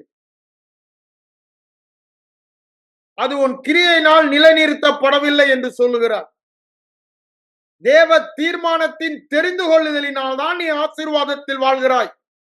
திரும்பவும் சொல்லுகிறேன், தேவ தீர்மானத்தின் தெரிந்து கொள்ளுதலினால் தான் நீங்களும் நானும் ஆசீர்வாதத்தில், நன்மையில், பரிபூரண வெற்றியில் வாழ்கிறோம். No other reason. தெளிவாக வேத வசனம் சொல்லுகிறது. ஏன் என் சத்தம் அதிகமாகுது? என் இருதயத்துல ஒரு சந்தோஷம் பொங்குது. எவ்வளவு பெரிய நல்ல செய்தி, எவ்வளவு அன்புள்ள, கிருபையுள்ள, இரக்கமுள்ள, தயவுள்ள தேவன் எனக்கு நியமித்தவைகள், தேவன் எனக்கு நியமித்தவைகள்.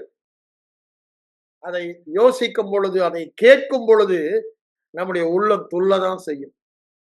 சும்மா உட்கார்ந்துட்டு இருக்க முடியாது. ஏன்? தேவன் நம்மை அவ்வளவாக, அதுதாங்க அவருடைய அன்பு. நம்முடைய அன்பே இல்லை. திரும்பவும் சொல்லிடுறேன், ஒருவேளை நான் அன்பு ஊரர்களுக்குன்றாங்க போட்டனால யார் அன்பு கூறுறாங்க? அவர் யாரில் அன்பு கூறினா? போன வாரமே உங்களுக்கு யோவான் சுவிசேஷத்துல இருந்து 6ஆம் அதிகாரம், 15ஆம் அதிகாரம், 17ஆம் அதிகாரத்துல இருந்து தெளிவாக காண்பித்தேன். அவர்தான் he first loved us, he chose us. அவர்தான் அவருடைய. ஆனா ஏன் அவருடைய பார்வையில நான் அருமையானவன்? அது என்னால புரிந்து கொள்ளவே. உலகத்துல எவ்வளவோ ஞானி இருக்கான், எவ்வளவோ பலவான் இருக்கான், எவ்வளவோ நீதிமான் நல்லவன் இருக்கான், புண்ணியம் செய்கிறவன் இருக்கான். ஆனா என்னையும் உங்களையும் தெரிந்து கொண்டாரே, அதைதான் நம்மளால புரியுது. அன்பு கூர்ந்தாரே, சம்திங் அவர் நம்ம மேல தயவு பாராட்ட காரணமே இல்லை. ஒருவேளை காரணமாய் ஏதாவது இருந்துச்சுன்னா நம்ம ஏன்னா நம்ம மூலம் அப்படித்தானே யோசிக்குது. இதனால எனக்கு ஒரு நன்மை செய்யறான்னா அவனுக்கு என்ன காரணம்? அவனுக்கு ஏதாவது ஆதாயம் இல்லாம செய்ய மாட்டானே, அப்படிதானே? இது எனக்கு அவன் கொடுக்குறான்னா அவனுக்கு ஏதோ ஒரு ஆதாயம். இது மனித மூளை. ஏன் மனிதன் ஒரு ஆதாயம் இல்லாம ஒண்ணும் செய்ய மாட்டாங்க. ஆவிக்குரிய மனிதன் அப்படிதான் இருக்கான். ஆதாயம் இல்லாம எதையுமே அவங்க செய்வதில்லை. ஆனா இங்க என்ன சொல்றாரு?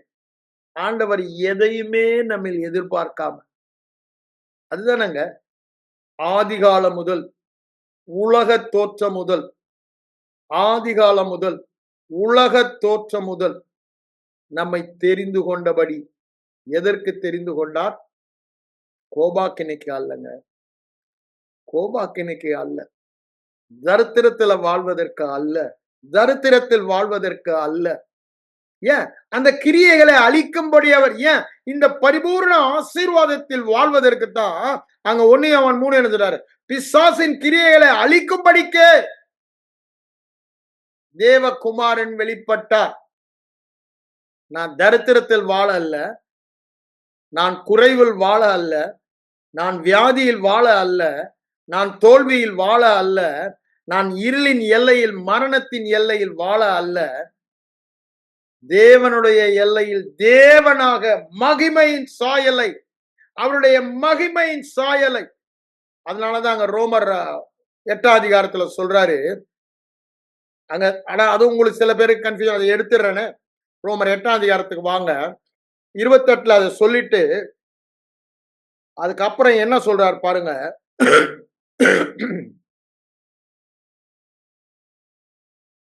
29ல தம்முடைய குமாரன் அநேக சகோதரருக்குள்ளே முதற் பேரானவராய் இருக்கும் பொருட்டு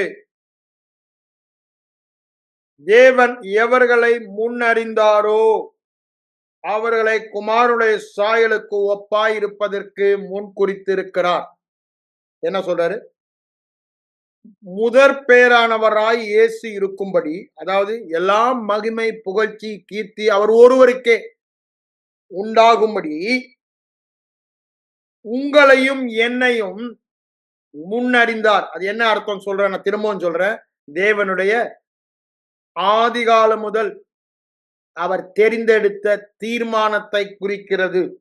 அவருடைய தீர்மானம் நம்மை முன்னறிந்தார். அவருடைய தீர்மானத்தில் நம்மை முன்னறிந்தார். தேவ திட்டத்தில், அவருடைய தெரிந்து கொள்ளுதலில், அவருடைய தீர்மானத்தில், அவருடைய தயவுள்ள சித்தத்தில், அவருடைய ஆலோசனையில், எல்லாவற்றையும் நடப்பிக்கிற அவருடைய ஆலோசனை, எல்லாவற்றையும் செய்கிற அவருடைய தீர்மானம், அவருடைய திட்டத்தில் அவர் என்ன பண்ணாராம்? நம்மை முன்குறித்தார். ரெண்டுமே யாருதான்? தீர்மானமும் அவர் செய்தது, முன்குறித்ததும் அவர் செய்தது. தீர்மானித்தார், முன்குறித்தார். அவர் என்ன பண்ணாராம்? முன்குறித்தவர்களை அழைத்தும் இருக்கிறார். எதற்கு? குமாரனுடைய சாயலுக்கு ஒப்பாவதற்கு. குமாரனுடைய சாயல் ஆசீர்வாதத்தின் சாயலா, சாபத்தின் சாயலா? நீங்க யோசிக்கலாம். சிலுவையில சாபத்தின் சாயலுங்க. அந்த உயிர்த்தெழுந்த சாயலில் நாம் இணைந்திருக்கிறோம். உயிர்த்தெழுந்த சாயல் ஆசீர்வாதத்தின் சாயல். சாபமாகி நம்மை ஆசீர்வாதமாக்கி விட்டார். அததான் இங்க சொல்லுகிறார். அந்த சாயலுக்கு ஒப்பாய் இருப்பதற்கு எல்லா பகுதியிலும் சுகமா இருக்கலாம், வெற்றியா இருக்கலாம், சம்பூரணமா இருக்கலாம், ஐஸ்வர்யமா இருக்கலாம், செழிப்பா இருக்கலாம், ஆசீர்வாதம் எல்லா பகுதியிலும் யாருடைய சாயல்? யாருடைய சாயல்? தேவகுமாரனின் தேவ சாயலில் இருப்பதற்கு உலக தோற்றத்திற்கு முன்பே அவர் தீர்மானித்து தெரிந்து அதற்காக நம்மை முன்குறித்து அழைத்து நீதிமானாக்கி மகிமைப்படுத்தியும் இருக்கிறார். முடிச்சிட்டாருங்க. 5 காரியம் சொல்றாரு. 5மே அவர் தான் செய்யறான்றார். ஏன் இதை நான் சொல்ல வரேன்? மனித கிரியைக்கு இடமே இல்லை. மகிமைப்படுத்தி இருக்கிறாருன்னா நம்ம ஆசீர்வாதத்துக்குள்ளாக தான் இருக்கோம், வெற்றிக்குள்ளாக தான் இருக்கோம், சுகத்துக்குள்ளாக தான் இருக்கோம், பரிபூரணத்துக்குள்ளாக தான் இருக்கிறோம். மகிமைப்படுத்தியும் இருக்கிறார். அவர் வரும் நாளிலே நாம் அவரை போல மகிமைப்படுகிறோம். ஆனா ஆண்டவருடைய பார்வையில நம்முடைய ஆவி இப்ப எப்படி இருக்கான்? மகிமைப்படுத்தப்பட்ட அன்னைக்கு சரீர மகிமைதான், சரீரத்தில் அவருடைய சாயல். ஆனா இப்போ இந்த சாயல் என் ஆவியில எப்படி இருக்கணும், அந்த சாயல்ல தான் பரலோகத்தில் நான் இருக்க போறேன். வேற சாயல் இல்ல. இப்ப என் ஆவியில மகிமைப்படுத்தியும் இருக்கிறார், ஆசீர்வாதம் ஆக்கியும் இருக்கிறார், வெற்றி ஆக்கியும் இருக்கிறார், சுகமாக்கியும் இருக்கிறார். அப்படிதானே? சொல்லிக்கொண்டே போலாம். ஐஸ்வர்யன் ஆக்கியும் இருக்கிறார். ஆகவே இது அவர் செய்தது. எல்லாமே பாருங்க, எல்லாமே பாருங்க. 5 காரியங்கள் சொல்றாரு. அந்த முன்னறிந்ததை நான் முன் தீர்மானம் உங்களுக்கு சொல்றேன். மற்றபடி அங்க எல்லாம் சொல்ற காரியங்கள்லாம் யார் செய்தது? மனிதனுடைய கிரியைக்கு அங்க இடம் இருக்கா? எல்லாமே அவர் செய்யறாருங்க. அவர் எல்லாருமே செய்யறான்னு இன்னைக்கு கிறிஸ்தவங்க சில பேர் இப்படி இருப்பாங்க. என்ன, நீங்க சும்மா இருப்பீர்கள், அப்படிதானே? சும்மா இருப்பீர்கள். நாங்க சும்மா இருந்தா ஒண்ணு நடக்காது. என்ன செய்யணும்? அவர் மேல விசுவாசம் வைக்கணும். ஆண்டவர் உங்களுக்கு அந்த ஆசீர்வாதத்தை உங்க வாழ்க்கையில வெளிப்படுத்தணும்னா நீங்க செய்ய வேண்டியது ஒன்னே ஒண்ணுதான். அது கிருபையானால் நான் ஆசீர்வாதத்தால் பெறுவது நிச்சயம். ரோமர் 4:16 சொல்லிட்டாரு. கிருபையினாலே விசுவாசத்தை கொண்டு ரட்சிக்கணும், ஆசீர்வாதமாய் வாழ்கிறீர்கள். அது கிருபைனா விசுவாசத்தினால நான் அதை பெற்றுக்கொள்ள வேண்டும் என்பது தேவன் நியமனம். தேவ ராஜ்யத்தின் திட்டம், தேவனுடைய நியமனம் விசுவாசத்தினாலே பெற்று அனுபவிக்க வேண்டும். அங்க கிரியையே இல்ல. ஏன் விசுவாசம்ன்றோம்? விசுவாசம் எப்பொழுதும் எதன் மீது வைக்கப்படுகிறதோ அது நமக்காக கிரி. இப்ப இயேசுவின் மேல வைக்கிறோம், அவருடைய வார்த்தை மேல வைக்கிறோம். அப்ப அந்த வார்த்தை ஆசீர்வாதமாய் இருக்கிறீர்கள் என்று சொல்லுகிற வார்த்தை என்னை ஆசீர்வாதமாய் வாழ வைக்க வேண்டுமானால் நான் அந்த வார்த்தை மேலே விசுவாசம் வைக்க வேண்டும். அப்பதான் அந்த வார்த்தை எனக்கு கிரியை செய்யும். அப்ப 2 காரியம் தேவையா இருக்கு. இந்த ஆசீர்வாதத்தில் நான் வாழ்வதற்கு இருதயத்துல வேதவசனம் எல்லா பகுதிக்கும் அப்படித்தான் சொல்லுது. இருதயத்திலே நான் விசுவாசிக்க வேண்டும். ரட்சிப்பு உண்டாக, ஆசீர்வாதம் என் வாழ்க்கையிலே வெளிப்பட இருதயத்திலே விசுவாசிக்க வேண்டும். எப்படி விசுவாசிக்க முடியும்? எப்படி விசுவாசிக்க முடியும்? கேட்பதினால் விசுவாசம் வரும். அது உன் வாயிலும் உன் இருதயத்திலும் இருக்க வேண்டுமானால் முதலாவது உன் வாயில் இருந்து உன் செவியிலே நீ அதை கேட்க வேண்டும். ஆனா பிரச்சனை எல்லாம் என்ன ஆயிடுச்சு? நம்முடைய கவனம் எல்லாம் எங்கேயோ போயிடுச்சு. நம்ம கிரியை மேல போயிடுச்சு, கிருபை மேல இல்ல. எதன் மேல நம்ம கவனம் செலுத்துறோமோ அதை தான் நம்ம இருதயம் பெற்றுக்கொள்ளும். எது மேல நான் கவனம் செலுத்தலையோ அந்த பகுதியில இருதயம் கடினப்படும். இப்போ நம்முடைய இருதயம் எல்லாம் சீச்சி இந்த பழம் புளிக்கும் அந்த இடத்துல இருக்குது. அப்படித்தானே? ஏதோ சில நேரம் பிரசங்கத்தை கேட்டோம், நடக்கும் விசுவாசம், ஒண்ணும் நடக்கல. இத்தனை ஆண்டுகள் ஆயிடுச்சு, ஒண்ணு ஏன் நடக்கலன்னு பார்க்கல. ஏன் நடக்கல? வேதம் சொல்லுகிறபடி விசுவாசிக்கல. வேதம் சொல்லுகிற விசுவாசம் அந்த ஆசீர்வாத வாழ்க்கையில வெளிப்படுவதற்கு முன்பு வெளிப்பட்டதாக இருதயத்துல விசுவாசிக்க சொல்றாரு. அதற்கு நான் என்ன செய்யணுமா? அந்த ஆசீர்வாதத்தை சொல்லுகிற வார்த்தையை தியானிக்க சொல்லுகிறார். அது உன் வாயை விட்டு பிரியாதிருக்க வேண்டும், இரவும் பகலும் அது உன் தியானமாய் இருக்க வேண்டும் என்று சொல்லுகிறார். அது இரவும் பகலும் உன் தியானமா இருந்தா அது இருதய விசுவாசமாகும். அந்த இருதய விசுவாசத்தினால நீங்க பேசி செயல்பட ஆரம்பிக்கும் போது, திரும்பவும் சொல்றேன், விசுவாசம் பிளைண்ட் இல்ல, தேவ வெளிச்சம் பெறுகிற விசுவாசம். வேத வசனத்துல வெளிச்சம் பெறுகிறது தான் விசுவாசம். It is not a blind faith. குருட்டு விசுவாசம் அல்ல. அப்படியே குருட்டுத்தனமா குதிக்கிறதற்கு. வெளிச்சம் வந்த பிறகு கிரியை செய்ய வேண்டும். கிரியை செய்யலைன்னா கூட அவர் ஒன்றும் செய்ய மாட்டார். It always goes together. அவர் faith and faith action, faith and faith action, hearts faith, இருதய விசுவாசமும் விசுவாச கிரியையும். அப்பதான் அவர் இறங்குறாரு. அப்பதான் அவர் இறங்குகிறாரு. விசுவாச கிரியை. யோர்தான்ல கால் எடுத்து வைக்கணும், அப்படிதானே? செங்கடல கால் எடுத்து வைக்கணும் விசுவாசத்துல. Not blind. அவர் கொடுத்த வார்த்தை இருதயத்துல, வெளிச்சத்துல. அப்பொழுது அவர் செயல்படுகிறார். எப்போ தேவனுடைய இந்த வல்லமை, பலன், கிரியை வருகிறது? நாம் வேண்டிக் கொள்வதற்கும் நினைப்பதற்கும் அதிகமாய் கிரியை செய்கிற வல்லமை, அப்படிதானே? விருப்பத்தையும் செய்கையும் உண்டு பண்ணுகிறார். எப்பொழுது உண்டு பண்ணுகிறார்? விசுவாசித்து நீங்க செயல்பட ஆரம்பிக்கும் பொழுதுதான். கிரியை இல்லாத விசுவாசம் செத்தது.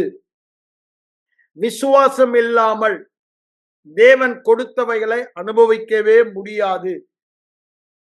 இருதய விசுவாசத்தினால் செயல்படும் பொழுது தேவன் கிரியை செய்து அது நம்முடைய வாழ்க்கையில வெளிப்படுது. அதுதான் தேவனுக்கு மகிமை கொண்டு வருகிறது, தேவனை பிரியப்படுத்துகிறது. வேதம் தெளிவாய் சொல்லுகிறது. அப்போ இந்த வார்த்தை நமக்கு கிரியை செய்ய வேண்டுமானால், இந்த வார்த்தை நம்முடைய வாழ்க்கையில வெளிப்பட வேண்டுமானால், நாம் செய்ய வேண்டியது 2 காரியத்தை செஞ்சுதான். லிவிங் பை ஃபெய்த், விசுவாசத்தில் வாழ வேண்டும். விசுவாசத்தில் வாழ வேண்டுமானால் இந்த வசனம் இருதயத்தில் நான் என் வாழ்க்கையில் பார்ப்பதற்கு முன்பாக நடந்ததான ஒரு படம் உருவாகாத இருதய விசுவாசம். அந்த இருதய விசுவாசம் வரும் பொழுது அதன்படி நாம் செயல்பட ஆரம்பிக்கிறோமோ அப்பொழுதுதான் அந்த வல்லமை வருகிறது. அதான் சொல்றாரு, கிறிஸ்துவின் சுவிசேஷம் என்ன சொல்லுகிறது? சகல ஆசீர்வாதங்களினாலும் நான் ஆசீர்வதிக்கப்பட்டிருக்கிறேன். அதை குறித்து நான் வெட்கப்படேன். நான் விசுவாசித்து செயல்படும் பொழுதே அந்த ஆசீர்வாதம் என் வாழ்க்கையிலே வெளிப்படுகிறது என்று பவுலடிகளார் சொல்லுகிறார். விசுவாசித்து நீங்கள் செயல்படும் பொழுதுதான்.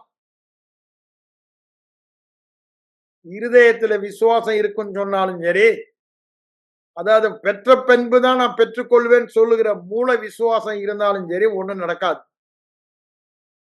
துணிகரத்தினாலும் நடக்காது, கிரியை இல்லாத விசுவாசத்தினாலும் நடக்காது. துணிகரம் என்பது தியானிக்காம இருதயத்துல விசுவாசம் வராம இந்த வார்த்தையின்படி நான் செயல்பட போகிறேன் சொல்றது துணிகரம். அது ஒண்ணும் நடக்காதுன்றார். ஆனா விசுவாசம் வந்த பின்பும் அதை செயலில் காண்பிக்காம சும்மா உட்கார்ந்துட்டு நான் விசுவாசிக்கிறேன்னா காரியம் நடக்காது. இன்னைக்கு சபையில் அதுதான் பிரச்சனை. கிரியை செய்கிற விசுவாசம் இல்ல. வேதத்துல பாக்குறோம், தாவீதையும் சவுலையும் பார்க்கும் பொழுது கோலியாத்துக்கு முன்னாக போறாத 1 சாமுவேல் 17ல அங்க சாமுவேல் சவுல் என்ன பண்றான்? ஆண்டவர் அவனுக்கு ஏற்கனவே வாக்கு கொடுத்திருக்காரு, you will deliver Israel from Philistines, அப்படிதானே? பெலிஸ்தேல் கைகளுக்கு இஸ்ரவேலை நீ ரட்சிப்பாய்ன்னு சொல்லியிருக்காரு. ஆனா இப்போ அவனுக்கு அந்த விசுவாசம் இல்ல. ஆனா அந்த சின்ன பையன் 17-18 வயசுல வந்து நிக்கிறான் தாவீது. அவனுக்கு அந்த விசுவாசம் இருக்கு இருதயத்துல. காரணம் என்னங்க? அவன் தியான புருஷன், இவன் தியானம் பண்ணதே கிடையாது. இதெல்லாம் வாய் நம்ம சபையில் உள்ள விசுவாசி மாதிரிதான். அழகா சொல்றான், இப்போ அவன் போற நம்ம வேற வழி இல்லாம தனக்கு ஆளே கிடைக்கல, ஒருத்தன் கிடைச்சா அவனை அனுப்பிடுவோம்னு சொல்லிட்டு 40 நாள் பார்த்தோம். என்னென்னமோ லஞ்சம் எல்லாம் கொடுக்குறேன்னு சொன்னா ஒரு பையனையும் லஞ்சத்துக்கு கேட்டு வந்து வரல. இவன் ஒருத்தன் வந்து மாட்டினான், இவனை அனுப்பி வைப்பேன்னு சொல்றான். நீ போ, ஆண்டவர் உன்னோடு கூட இருப்பாருன்றான். ஐயா, அவன் வார்த்தை ஆண்டவர் அவனோடு கூட இவனோடு கூட இருக்கிற அந்த விசுவாசம் இருந்தா 40 நாளைக்கு முன்னாடி இவன் போயிருப்பானே. சமஸ்த ஜனத்திலும் இவன் தானே பெரிய உயரமா இருந்தான் அந்த ஹோல் இஸ்ரேல் இதுல. ஆனா அன்னைக்கு ஒருத்தம் கூட இல்ல.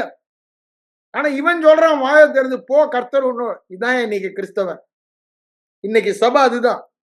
எல்லாம் வாயில தான். இருதயத்துல அந்த விசுவாசம் இருந்தா அவன் கிரியையில இறங்கி இருப்பான். 40 நாளைக்கு முன்னாடி அவன் இறங்கி இருந்தானா, தாவீது இல்லைங்க, சவுல் இல்லைங்க, யார் இறங்கி இருந்தாலும் யுத்தம் கர்த்தருடையது. கர்த்தர் அந்த யுத்த இவனுடைய கல் இல்லைங்க, ஆண்டவர் யுத்தம் செய்கிறாரு. ஆண்டவர் அந்த விசுவாசத்துல அவன் போறான். காரணம் என்னங்க?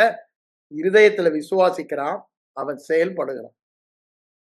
சவுலு வாயில விசுவாசிக்கிறான், கர்த்தர் உன்னோடு கூட இருப்பார். ஐயா, அந்த இருதய விசுவாசம் இருந்தா அவன் போயிருப்பானே. அவன் போயிருந்தான் 40 நாளைக்கு முன்பாகவே டெலிவரன்ஸ் வந்திருக்குமே.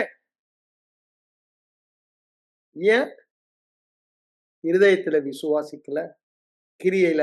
அங்க தாவீது இருதயத்துல விசுவாசிக்கிறான், வாயிலையும் பேசுறான் விசுவாசத்தை, கிரியையிலும் ஓடுறான். கொஞ்சம் யோசித்து பாருங்க ஐயா. அப்பதான் ஆண்டவர் அங்க கிரியை செய்கிறார். ஆண்டவர் கிரியை செய் நான் சொன்னல, என் எக்ஸாம்பிள் ஆண்டவர் என்ன அப்படிதான் கேட்டாரு. நீ பைல்ஸ்ல சுகமாகிட்டனா ஏன்டா படுத்திருக்கேன்னாரு. அப்பதான் எழும்புனேன் நானு. ஓஹோ, லீவ் எல்லாம் கேன்சல் பண்ணிட்டு ஆபீஸ் போயில. ஐயா, அப்ப சிம்டம்ஸ் எல்லாம் என் பாடியில இருக்கதான் செய்யுது. ஆனா இருதயத்துல வந்து நிச்சயம் வந்துருச்சு. அந்த வார்த்தையில் இருந்த உறுதி என் இருதயத்தில் வந்து விட்டது. எல்லார்ட்டையும் சொல்றேன், டாக்டர்ட்டையும் சொல்றேன், சாட்சியும் சொல்றேன். யோசித்து பாருங்க. அது என்ன? என் சரீரத்துல வியாதியின் அறிகுறி இருக்கும் பொழுது சுகமான கிரியைகளை நான் செய்ய ஆரம்பித்தேன். அதான் சொல்றேன். உங்க வாழ்க்கையில ஆசீர்வாதம் இல்லாது இருக்கும் பொழுது ஆசீர்வாதத்தின் வாழ்க்கை வாழ ஆரம்பிங்க. வாயில பேசுங்க, தப்பி தவறி கூட பேசாதீங்க. அதெல்லாம் நமக்கு முடியாதுப்பா, அதெல்லாம் பணக்காரன் சொல்லாதீங்க. அப்படிதானே? உங்களால கூடாது. ஏன்? ஆண்டவர் எல்லா ஆசீர்வாதம் ஆசீர்வதித்திருக்காருன்னா அங்க ஒரு லிமிட்டே இல்ல, லிமிட்டே இல்ல, எல்லையே இல்ல. முதல்ல இருதய விசுவாசம் வாயில தான் வரும், அப்புறம் செய்கையில வரும். எப்ப நீங்க செய்கையில கால் எடுத்து வைக்கிறீங்களோ அப்பொழுது தேவ வல்லமை, அந்த வார்த்தையில் உள்ள வல்லமை வெளிப்பட்டு அற்புதம் உங்கள் வாழ்க்கையில் ஆசீர்வாதமான வாழ்க்கை வாழ்வீங்க. இது தேவ நியமனம். ஆகவே இப்ப நீங்க எப்போ நான் தெரிந்து கொள்ளப்பட்டவன், தேவனுடைய தீர்மானத்தின்படி ஆசீர்வாதத்தில் வாழ தெரிந்து கொள்ளப்பட்டவன் என்ற இருதய விசுவாசம் வந்தா அந்த விசுவாசத்துல செயல்படுன்ற. நீ கால் எடுத்து வைக்கும் பொழுது அந்த ஆசீர்வாத வல்லமை உன் வாழ்க்கையில வெளிப்படும் என்று சொல்லுகிறான். நன்றாக தெரிந்து கொள்வோம். இந்த கிரியை எந்த கிரியை அல்ல, கிருபைக்கு விரோதமாக என்னை தகுதிப்படுத்துகிற கிரியை அல்ல. இந்த விசுவாச கிரியை அவரே என்ன சொல்றாரு? அவரே விருப்பத்தையும் செய்கையையும் உண்டு பண்ணுகிறவர். ஒரே ஒரு வேலை தான் நமக்கு கொடுக்குறாருங்க இந்த கிறிஸ்தவ வாழ்க்கையில. நான் வார வாரம் சொல்றேன், தியானம். அதை திரும்ப திரும்ப வாயில வச்சு பேசி பேசி பேசி பேசி இருதய படமாக்கி, இருதய விசுவாசமாக்கி, மனதின் எண்ணங்களை மறுரூபமாக்கி அந்த சாயலை வெளிப்படுத்துகிற வாழ்க்கை வாழ்வதுதான் தேவனுடைய திட்டம். கண்களை மூடி ஜெபிப்போம். எங்கள் அன்பின் பரலோக பிதாவே, இந்த காலை வேலைக்காக உம்மை நன்றியோடு உம்மை ஸ்தோத்தரிக்கிறேன் ஆண்டவரே. நீர் எங்களோடு பேசின ஒவ்வொரு வார்த்தைகளுக்காக உமக்கு நன்றி சொல்லுகிறேன் ஆண்டவரே. நாங்கள் கிறிஸ்துவுக்குள் யார், எங்களுக்கு என்ன கொடுக்கப்பட்டிருக்கிறது? கிறிஸ்துவுக்குள் உலக தோற்றத்திற்கு முன்பே தேவ தீர்மானத்தின்படி நாங்கள் தெரிந்து கொள்ளப்பட்டவர்கள், ஆசீர்வாதத்தில் வாழ தெரிந்து கொள்ளப்பட்டவர்கள். இந்த ஆசீர்வாதத்தில் வாழ எல்லாமே உம்முடைய தீர்மானம், எல்லாமே நீர் சிலுவையில் செய்து முடித்தது, எங்களுடைய கிரியையே இல்லை என்ற அந்த உறுதி எங்கள் இருதயத்தில் வர ஆவியானவர் இந்த பகுதியில் எங்களுக்கு வெளிச்சம் காட்ட நாங்கள் உம்மை நோக்கி பார்க்கிறோம் ஆண்டவரே. நாங்கள் இன்னும் விசுவாசத்தை கிரியைப்படுத்தாதபடி காணப்படாதபடி அதை கிரியையிலே காண்பிக்கிற அந்த இருதய விசுவாசம் எங்களுக்கு உண்டாக நாங்கள் செபிக்கிறோம். தொடர்ந்து ஆவியானவர் இந்த பகுதியை நாங்கள் கேட்டு கேட்டு தியானித்து, இந்த ஒரு நாள் கேட்டதோடு அல்ல, இந்த வசனங்களை குறித்து திரும்பவும் திரும்பமாய் அவைகளை பார்த்து தேவ தீர்மானத்தில் ஆசீர்வாதத்தில் வாழ தெரிந்து கொள்ளப்பட்டவன், தேவ சுகத்தில் வாழ தெரிந்து கொள்ளப்பட்டவன், வெற்றியில் வாழ தெரிந்து கொள்ளப்பட்டவன், செய்வதெல்லாம் வாய்ப்பதற்கு தெரிந்து கொள்ளப்பட்டவன், ஒன்றும் எனக்கு எதிர்த்து நிற்பதில்லை, சகலமும் என் பாதத்தின் கீழ் என்று தெரிந்து கொள்ளப்பட்டவன், ஒரு வாதை என்னை அணுகாது, பொல்லாப்பு நேரிடாது என்று தெரிந்து கொள்ளப்பட்டவன் என்ற மனநிலையோடு விசுவாசத்தோடு நாங்கள் எப்பொழுதும் காணப்பட ஆவியானவர் எங்களுக்கு நீர் உணர்த்தி கொண்டே இருப்பீராக, எங்களுக்கு நினைப்பூட்டிக் கொண்டே இருப்பீராக என்று உம்மை நோக்கி பார்க்கிறோம். இயேசுவின் மூலம் ஜெபம் கேளும் பிதாவே, ஆமென்.